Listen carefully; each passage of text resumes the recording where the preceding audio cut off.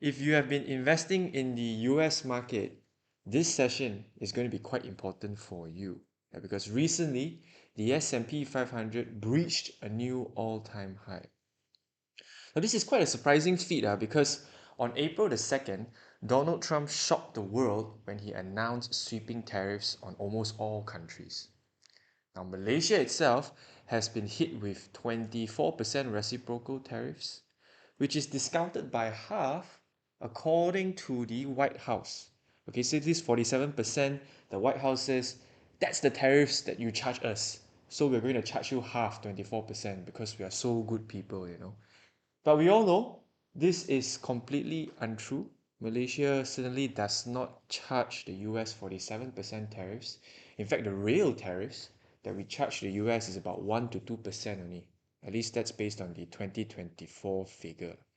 So this board over here was presented by Trump on April the 2nd, and the markets didn't take it well at all. You can see just about a week after he announced this, it tanked by 14.11%, which is a huge downward movement. And at that point of time, the sentiment is very dire, very bad. Right? People saying, oh, the US is going to a downturn, US recession incoming, right? And in fact, in Malaysia as well, right? Many economists were predicting that Malaysia's GDP will decline due to the spillover from the US recession itself. Then just about a week later, on April the 10th, Donald Trump tweeted and said that he's going to double down on tariffs to China because China did not show respect. Yeah, there's a lack of respect. And there's this tit for tat tariffs between US and China, effectively raising the tariffs charged by both nations to about 125 to 145%. But at the same time, Donald Trump also backed down a bit. He authorized a 90-day pause, substantially lowering the tariffs to most nations to the base rate of 10%. So this one brought the markets back up a bit. Okay, April 10th, he announced 90-day pause. Then just about a week later, he decided to U-turn again and says that, hey, China, looks like we may negotiate with you. Let's do a 90-day pause on that as well. And that is literally when markets decided that this administration is a joke. Donald Trump doesn't know what he's saying. He just says and tweets whatever that comes out of his mind, and markets just took off from there. So from the bottom itself, well, if you bought at the bottom lah, okay, right now it will be up by almost 25%, which is an extremely good return considering that this just happened in the past 2 or 3 months.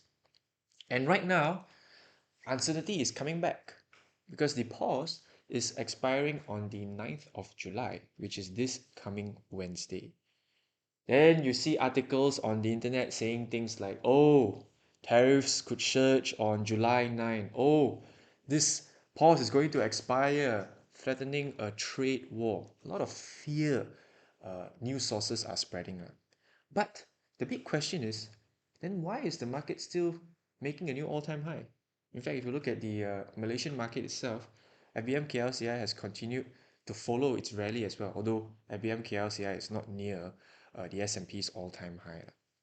Well, the big reason for this is, like what I mentioned just now, investors, including the market, they just think Donald Trump is a joke, and there is this thing called tariff fatigue.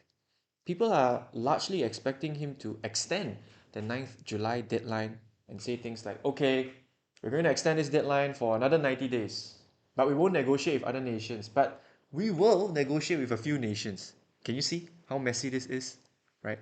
And that's when the market says that, okay, you're a joke. You're probably going to kick the can down the road and have more trade deals with other nations. We don't care first. We continue to rally. Now, on April the 8th, I actually posted in our WhatsApp group. If you're a patron member, you know. Right? And this was after when I conducted a session with financial experts Han Liu and Sunny Hamid. And the sentiment at that time was not to catch a falling knife. And that's actually a very good play, okay, because Han and Sunny advised to dollar cost average your way downwards just in case there are any big crashes and you won't get caught off guard. Now, in hindsight, it's very easy to say at this point, right? Right now we know that market is going up, right? It's very easy to say at this point, hey, you might as well just go all in here lah. Then you will make a very healthy profit right now. But at that time, on April the 8th, April the 10th, right? Nobody knows what Trump is going to say, you know. There was a lot of fear in the market. For all we know, Donald Trump wouldn't even follow through with his tariff pause. He would have went all in on these tariffs and decided to fix all these figures, right? In that case, then markets would have continued to tank, possibly back to its pre-COVID levels.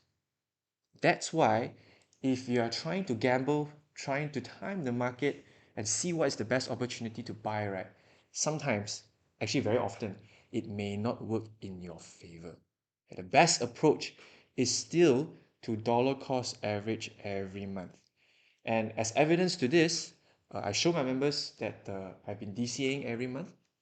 Okay, again, members know. And these are the transactions. So April the 10th, I bought the QQQ as well as VGT. Then a month later, May the 7th, another time QQQ and VGT. June, one more time, 18th, June 18th, VGT as well as QQQ.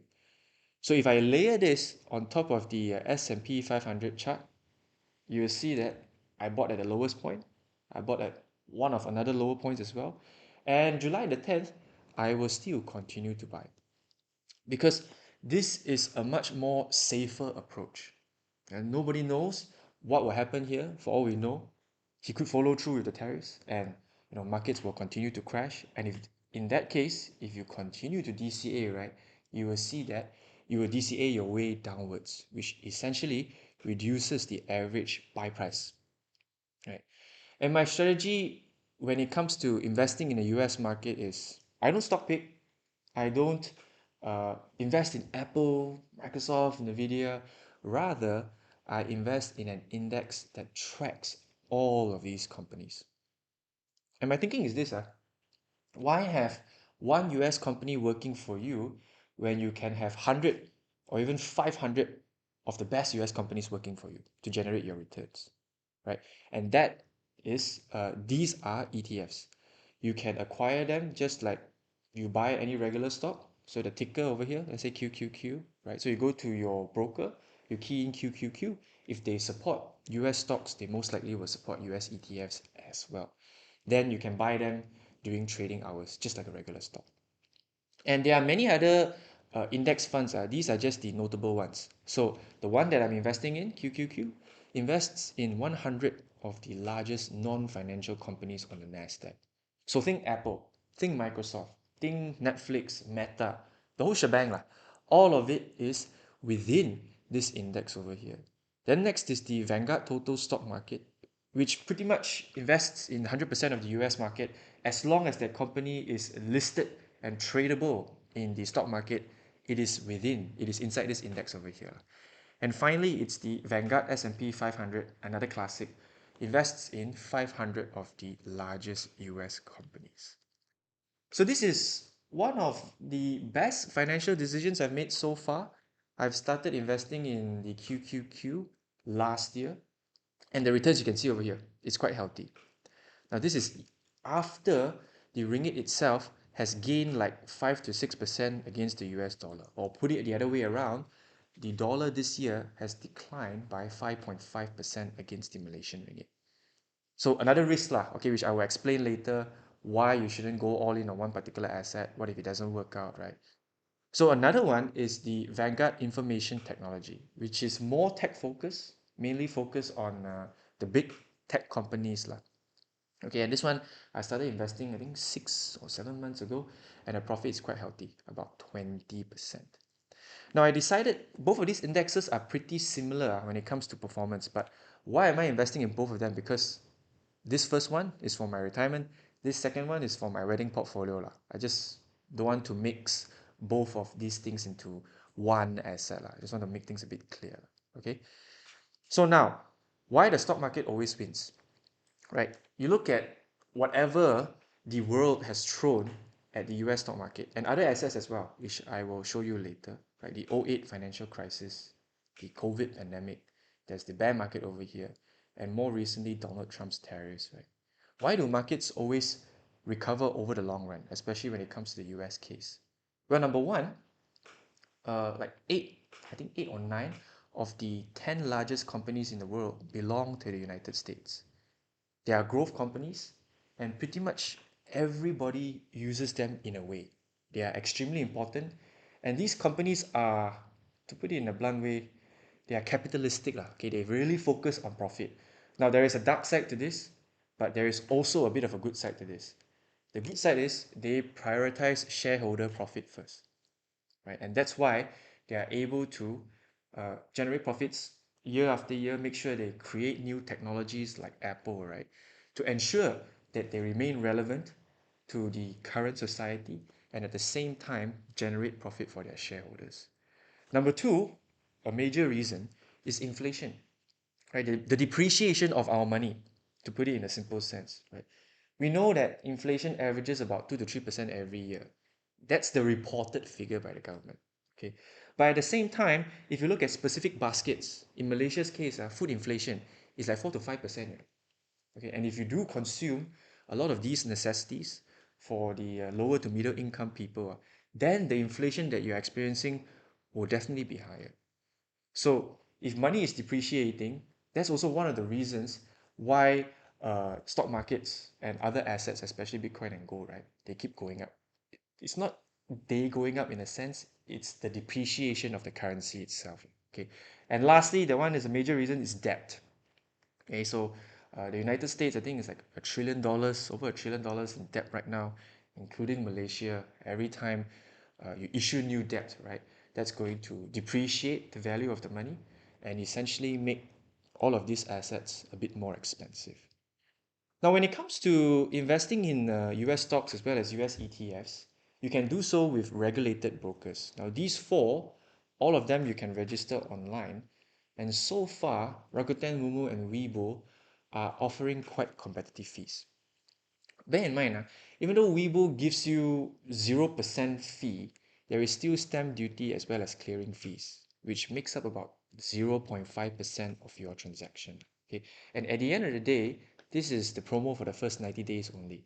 Then after that, I think the fee is pretty similar to Rakuten, if I'm not mistaken. So you can choose any one of these platforms since their fee structure is pretty close anyway, and probably compare the welcome rewards if you are a new user, right? Now, diversification. I talked about the US market just now, and you probably hear me saying that, oh, it goes up every year, right? So why not you just go all in this market? Because track record rise, it's proven to deliver quite healthy returns. Yes, that's according to history, right? But moving forward, the world changes very quickly. For all we know, the dollarization happening, it's possible that the United States may no longer maintain this healthy growth in the upcoming years. Right? There is a possibility of that, which is why my portfolio itself is about 20 to 25% invested in the US market, 10 to 15% invested in BTC, 5% invested in gold, about 10% invested in the Singaporean region, 10 to 15% in Malaysia, and the remaining in EPF. So it's a pretty healthy diversification to pretty much all the sectors out there. And if you're only exposed in one asset class, you're essentially gambling. You're gambling and hoping that your all-in bet works out. Which, if you make the right choice, very good. You'll generate a lot of profits. But you also have to think about what if there's a possibility that I'm wrong, right? So that's why to me, I make sure that not one particular asset within my portfolio goes like above 20, 30, or even 40%. Now, Bitcoin. This one is also a very unique asset. I think it's becoming more and more common these days, right? And the strategy to this, again, dollar cost averaging always works. But let's say you decided not to use DCA and you decided to go and time the market yourself, right? And you are the unluckiest Bitcoin investor in history, okay, like in the past 6 years, where every year you bought BTC at the highest price, at the peak itself, okay, you would have doubled your capital in those 6 years. So the return per annum is about 32% compounded. Okay, and over these 6 years, 6,000 ringgit will turn into 12,400 ringgit. So if even the unluckiest investor can make a 2x profit, it explains a lot about trying to time the market and go like, oh, I should have bought here. You know what? I probably wait a bit lah because right now it's really an all-time high, right? Wow, I mean, but Shinji, you talk about BTC. BTC currently is like at 100K or so. But if you look at this data itself, right, even unlucky investors can make a very healthy profit, right? The best approach again is still to dollar cost your way, a dollar cost average into whatever asset that you want to get exposure to. Same thing with gold, right? So if you DCA, DCA, DCA, you will essentially make your profits as the market goes up. And in the end, tracking back to my first point of the presentation over here, the market almost always wins, right? Because I explained it just now. There is the depreciation of the currency, there's inflation, right? Companies, they need to generate profit to ensure that they don't get sued by their shareholders. At the same time, as countries issue new debt, right, the value of the currency goes down as well. Then we also have to take into account more people buying this asset, such as Bitcoin, right? So yeah, that's the presentation. That wraps up my presentation today. Hopefully, it gives you guys a good idea as to what to expect during the tariff pause itself, the deadline. Well, probably expect some volatility, maybe even a big crash. Don't know what Donald Trump's going to say, but over the long run, there's this track record over here. I've shown you guys as well. Right? Over the long run, dollar cost averaging will work in favor for you. And one of the ways to do that is to ask yourself, right? How many percent do I want to allocate in US stocks? How many percent do I want to allocate in BTC? Right? Let's say you plan to have 20% in US assets, 10% in BTC, right? And you currently have 0% in both. Then no matter what the price is, it makes sense to DCA a bit to get a bit of exposure so that if the market goes up, you will make a bit of profit along the way. And if the market goes down, right, even better. It's even more evidence that you are more underexposed and a signal for you to acquire even more. Okay, so yeah, hopefully I didn't confuse you guys lah. It's a bit of a technical thing over here. Shout out to all our gatherer members: CHG, Jinden, Andrew, Wendy, Alex, CC, Urshad, Caveman, Calvin, Tommy, Jinkang, Adrian, JS, Duhan, Sufi, Faris, Alan, Jackson, Rizan, Hudson, Jeffrey, Lukman, Iswani, Jack, Karthik, Arif, Melvin, Leander, Adam, Ashley, Sean, Jason, Putra, Alvin, Aldrin, Chai Wei, Kim Yip, Justin, Michelle, Aisha, Chi Sing, Wen Yi, Alvin, Gajen, and Tamil, as well as all of our learner members.